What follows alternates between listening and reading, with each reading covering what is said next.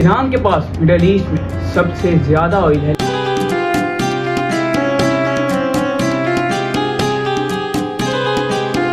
لیکن پھر بھی وہ ایک ڈیولپڈ کنٹری نہیں ہے۔ ایران میں کچھ نہ کچھ مسئلہ ہی ہوا رہتا ہے، جیسے کہ آپ ایران کے ساتھ دیکھ لیں، عراق ہے، وہ بھی ایک ایسی کنٹری ہے جس کے پاس آئل ہے، تیل ہے، لیکن وہ بھی اتنی ڈیولپڈ نہیں ہے۔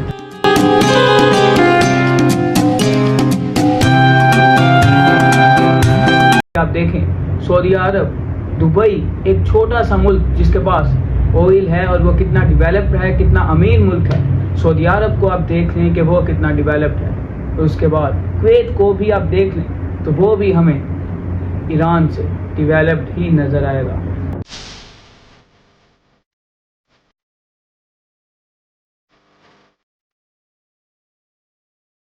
کیوں ایسا ہے؟ ایران کے پاس مڈل ایسٹ میں سب سے زیادہ آئل ہوتے بھی ایران ان سب ملکوں سے نیچے ہے۔ ایران میں کوئی نہ کوئی جنگ یا کوئی نہ کوئی مسئلہ ہوا ہی رہتا ہے، جبکہ اس کے ساتھ والے ملک جن کے پاس آئل ہے وہ ایران سے بہتر ہیں، ایران سے زیادہ پیسہ ہے ان کے پاس، اور ایران سے زیادہ تعلقات بھی ہیں، ان کی فرینڈشپ، ان کی دوستی بھی ہے دوسرے ممالک کے ساتھ۔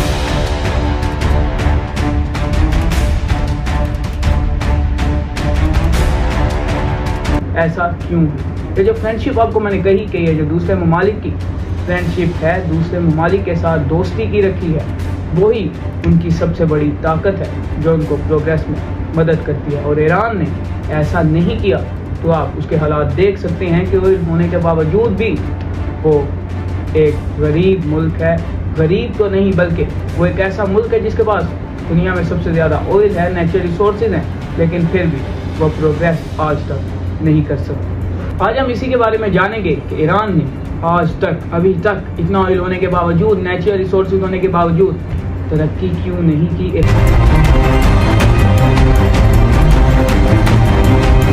ایران کی جو ویلیو ہے مڈل ایسٹ میں وہ بہت زیادہ امپورٹنس رکھتی ہے، کیونکہ ایران مڈل ایسٹ کے درمیان میں ہے۔ ایران اگر ہم کہہ لیں کہ دنیا کے بھی درمیان میں ہے۔ اس کے بعد آج ہم جانیں گے کہ ایران کی ہسٹری کیا ہے، ایران کا اتنا زیادہ آئل جاتا کہاں رہا، ایران ابھی تک ترقی کیوں نہیں کر سکا، باقی مڈل ایسٹ کے ممالک کی طرح ایران ابھی تک ڈیولپ کیوں نہیں ہوا۔ اس لیے آج ہم ایران کی ہسٹری جانیں گے کہ ایسا کیا ہوا تھا کہ ایران آج تک اپنے آئل کا فائدہ نہ اٹھا سکا۔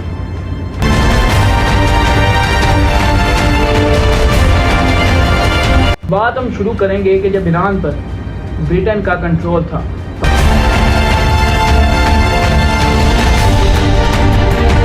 حکومت تو شاہ کے ہاتھ میں تھی لیکن کنٹرول برٹن کا تھا۔ تبھی شاہ کی حکومت میں ایک شخص، برٹن کا ایک رولر، آ کر اس سے ملتا ہے اور اس سے ایک ایگریمنٹ کرتا ہے ڈارزے کنسیشن کے نام سے، جس کا نام ہوتا ہے ڈارزے کنسیشن۔ اور یہ جو شخص تھا یہ تھا ولیم نوکس۔ یہ آ کر شاہ کے ساتھ ایک کانٹریکٹ کرتا ہے کہ آپ کا جو آئل ہے اب وہ ہمارا ہوگا۔ کیوں ہمارا ہوگا؟ اس لیے ہمارا ہوگا کہ جو شاہ تھا اس نے برٹن سے بہت زیادہ قرضہ لے رکھا تھا اور اب اتارنے کے پیسے نہیں تھے۔ تب ایران میں اتنا زیادہ آئل نہیں ڈسکور ہوا تھا، تو ایران کا جو آئل تھا وہ صرف برٹن کو جاتا تھا۔ ایران برٹن کا ایک پیٹرول پمپ بن چکا تھا۔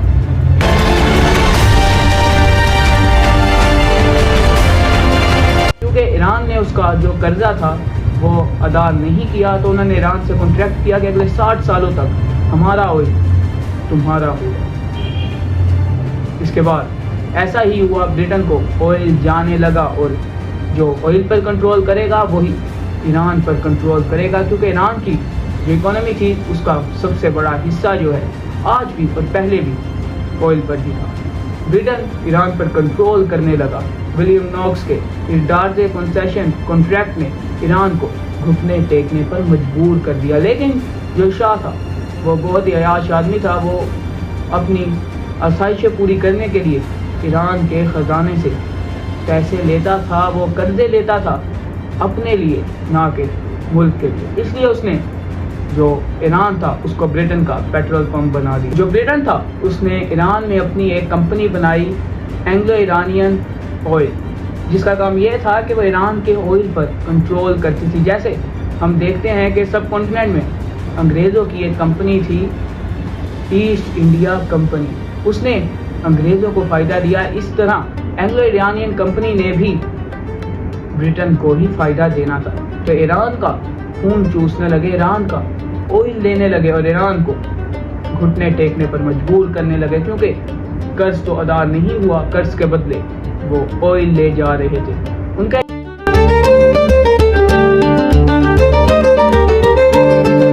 یہ جو کانٹریکٹ تھا یہ 1961 میں ختم ہو جانا تھا ایران سے. وہ چاہتے تھے کہ ایک نیا کانٹریکٹ ہو، ایران ہم سے دوبارہ قرضہ لے یا ایران ہم سے کوئی ایسی ڈیل کرے جس کے بدلے ہم ان کے آئل پر ہمیشہ کے لیے کنٹرول رکھیں. تو 1961 میں یہ ایگریمنٹ ختم ہونا تھا. تو جو برٹن تھا وہ یہ چاہتا تھا کہ ایک نیا ایگریمنٹ ہو. اس کے بعد جو ایران کے شاہ کی حکومت تھی وہ 1951 میں گر جاتی ہے اور ایک نیا لیڈر سامنے آتا ہے، محمد موصدق. جی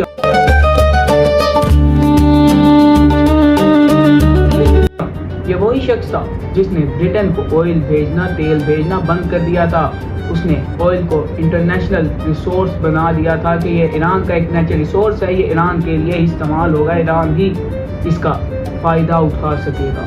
جی ہاں، لیکن آپ جیسا کہ جانتے ہیں کہ اس دنیا میں جو شخص اچھے کام کے لیے کھڑا ہوتا ہے اس کو جلد از جلد بٹھا دیا جاتا ہے کہ تم یہ کام نہیں کر سکے. اسی طرح محمد موصدق کو 1953 میں پرائم منسٹر کی پوسٹ سے ہٹا دیا گیا. کیسے ہٹا دیا گیا؟ جب برٹن کے کنٹرول میں یہ چیز نہیں رہی، موصدق ان پر کنٹرول کرنے لگا کہ اب جو آئل ہے وہ ایران کا ہی ہوگا، ہم نہیں بھیجیں گے برٹن کو آئل. جو موصدق تھا اس نے کورٹ میں جا کر یہ کہا کہ آپ مجھے بتائیں کہ جو ہمارا آئل ہے مڈل ایسٹ میں سب سے زیادہ آئل ایران کے پاس ہے، لیکن پھر بھی ہم اتنے غریب کیوں ہیں؟ یہ ایک بہت کامن سا سوال تھا جس نے کورٹ کو ہلا کر رکھ دیا. اور اس نے کہا پارلیمنٹ کے پاس جائیں. پارلیمنٹ نے بھی یہ اپروو کر دیا کہ اب آئل صرف ایران کے پاس ہی رہے گا. اس کے بعد جو برٹن تھا وہ تو بے بس ہو گیا، پھر اس نے اپنے بڑے بھائی سے مدد مانگی. جی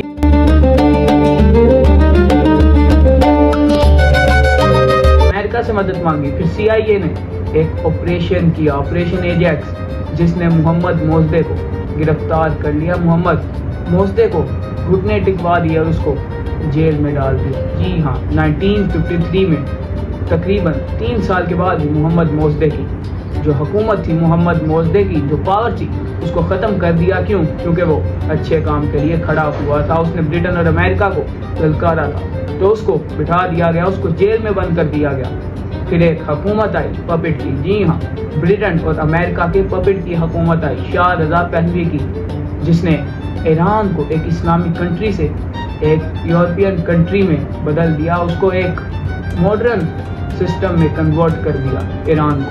جی ہاں، شاہ رضا پہلوی نے کچھ ایسے کام کیے جو اسلام کے بالکل خلاف تھے. اس نے ایران کو ایک ماڈرن کنٹری بنانے کا سوچ لیا تھا اور وہ ایسا کر بھی رہا تھا. وہ باہر ویسٹ سے قرضے لیتا، ایران پر لگاتا، ایران کو ایک ماڈرن کنٹری بناتا. اس نے بہت سے ایسے کام کیے جو ایک اسلامی ملک کو ریپ نہیں دیتے. اس کے بعد جو شاہ رضا پہلوی تھا اس نے ایران کو بہت ہی زیادہ تیزی سے ایک یورپین کنٹری بنانے کے لیے کام کرنا شروع کر دیا. لیکن وہ دوسرے ممالک میں بھی جاتا تھا مڈل ایسٹ میں، اور ان کو کہتا تھا کہ تم بھی امریکہ کے پپٹ بنو اور تم بھی اسی طرح ہماری طرح پروگریس کرو گے. تو ایسا ہی ہوا جب وہ سعودی کنگ کے پاس گیا. اس وقت کنگ تھا شاہ فیصل، جس نے اس کو کہا شاہ رضا پہلوی کو کہ تم یہ مت بھولو کہ تم ایک اسلامی ملک کے پرائم منسٹر ہو، نہ کہ تم ایک یورپین کنٹری کے، یا تم فرانس کے پرائم منسٹر ہو. تم ایک اسلامک ملک کے پرائم منسٹر ہو. تمہارے ملک کی 90% عوام مسلمان ہے، تو ہوش کے ناخن لو. یہ جو شاہ فیصل نے اس کو کہا تھا، یہ وارننگ دی تھی کہ تم اپنی حرکتوں سے باز آ جاؤ. جب ایران کی عوام کو یہ سمجھ آیا کہ رضا پہلوی ہمارے لیے خطرہ ہے، اسلام کے لیے خطرہ ہے، تو اس کے جو رضا پہلوی تھا اس کے لیے لوگوں کے دل میں نفرت پیدا ہونے لگی، اور اس کے ساتھ ایک نیا لیڈر سامنے آنے لگا، آیت اللہ خمینی.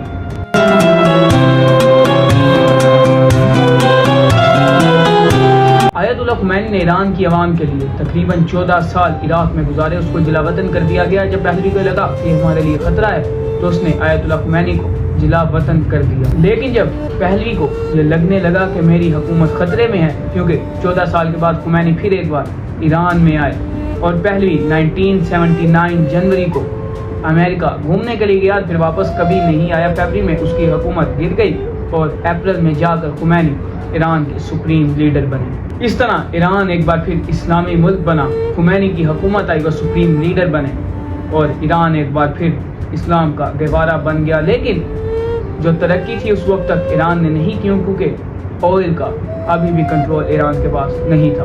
کیوں ایران کے پاس نہیں تھا؟ کیونکہ تمام ملک ایران کے ساتھ آئل کانٹریکٹ نہیں کرنا چاہتے تھے، کیونکہ اب ایران نہیں بلکہ باقی سارے مڈل ایسٹ کے ملک اور باقی ملک امریکہ کے پپٹ بن چکے تھے۔ صرف ایران ہی ہے جو ابھی تک امریکہ کو للکار رہا ہے، امریکہ کے ساتھ جنگ کر رہا ہے۔ باقی اس کے بعد جب خمینی کی شہادت ہوئی تو اس کے بعد علی خامنہئی لیڈر بنے۔ یہ سب آپ کو میں اپنی پچھلی ویڈیوز میں بتا چکا ہوں، تو اس ویڈیو کے لیے اجازت دیجیے، اگلی ویڈیوز میں ضرور ملیں گے، اینڈ بائے۔